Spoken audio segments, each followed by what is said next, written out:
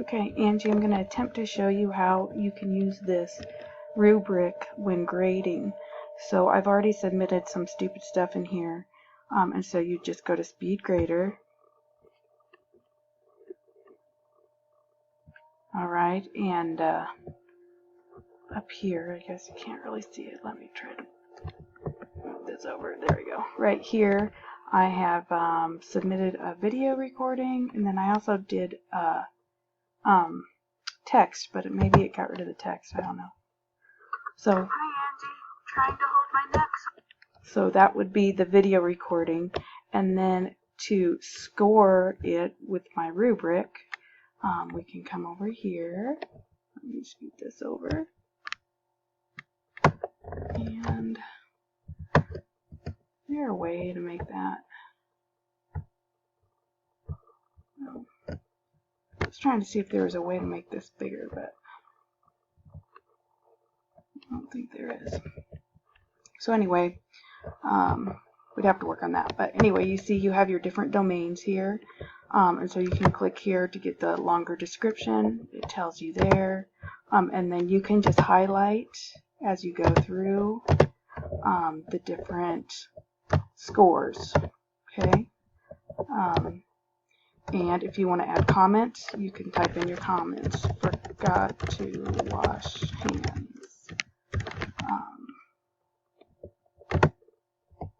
So for each part of the rubric, you just fill it in. I don't know if I did all of these or not. Keep going. Okay. And then you can save it. And down here at the bottom, it tells you they got 66 points out of the possible 75 for this rubric. So then you still have to put the points in there, but then it automatically calculates that for you. And again, you can put comments in each single description. If I could play with this a little bit more, I could figure out how to make this full screen for you to see it easier. But anyway, then you just submit, and that's how the rubric works. So since I've created this in my sandbox, it's that for Angie assignment.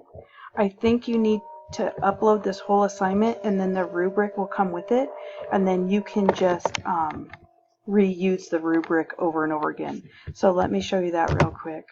So if I take another assignment, let's say this assignment right here, and I want to add a rubric, I just add it right here. Okay, and then you can either individually create a new one, or you can click over here on Find Rubric. And in my sandbox here is the proficiency exam rubric. So you just select that and use this rubric, and then it would open up into that assignment. So this is what the whole rubric looks like, actually. These are awesome to use for discussions too. If I find see if I have any, yeah, here's a discussion. To put a rubric in here, you come up to the three dots. Oh, well, that one doesn't have a grade to it. Let me try another one. Let's see. Well, I don't have another discussion in here. Let me just add one.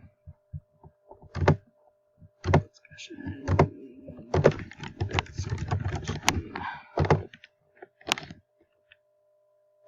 Alright, now let's see if it can let me do it.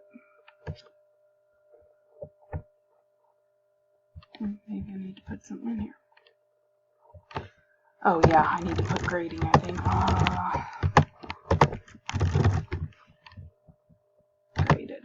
There we go. I'll save.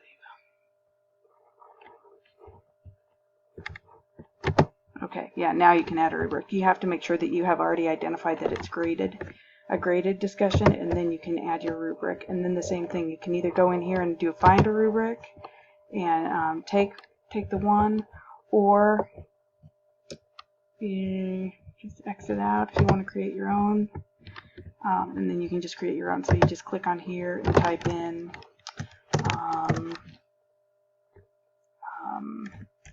knowledge or whatever you want to assess.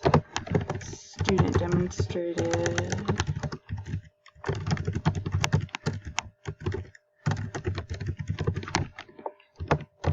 And then you just go in and under 5 points, you can actually put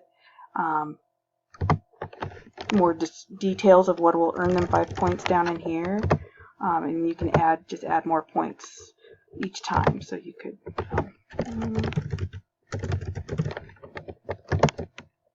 could add as many or as few points as you want. You can change that. So anywho, that's some fun stuff for you to play with if you're interested.